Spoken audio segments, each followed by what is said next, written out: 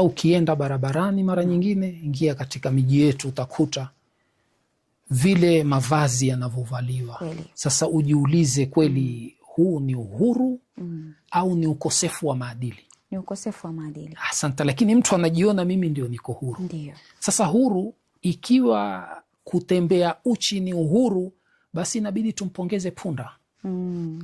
Kwa sababu punda hana mavazi kabisa yani. Sasa kwa nini tuje tumpongeze huyo ambaye amevaa nguo nusunusu haieleweki, tukamwacha kumpa pongezi huyo hayawani ambaye hana nguo kabisa, ikiwa ndio uhuru?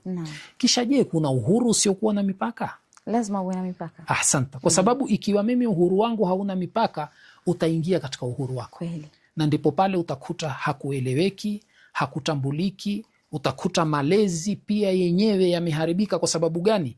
Wewe leo hata ukamuona mtoto ambaye ndiye kijana tunayesema ndiyo ngome na nguzo na uti wa mgongo wa jamii, ukimwona amefanya kitu kibaya, serikali haikuruhusu umkemee, wala mzazi hakuruhusu umkemee. Kwa sababu gani? Nakwambia mimi na uhuru wangu. Si ameshapewa uhuru mtoto afanye atakalo. Kwa hiyo siwaona wametufunga, wametuharibia, wametuletea mila na desturi ambazo hazifai, na sisi tumezishika. Kwa sababu mavazi yetu ya kiasili ya kimila na desturi, alikuwa watu hawatembei uchi.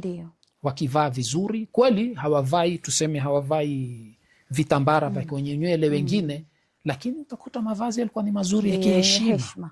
Kila ukienda zile sehemu, na mpaka leo katika baadhi ya vijiji ambao bado wameshikamana na zile tamaduni zao, utakuta wanavaa vizuri. Watoto wa kiume wanavaa vizuri, watoto wa kike wanavaa vizuri. Maisha wanaishi vizuri, kiundugu, kimshikamano, na mtoto anahisi wote ni wazazi wangu. Sasa na ndipo pale mtoto anajua uhuru wangu uko kwenye mipaka kiasi gani.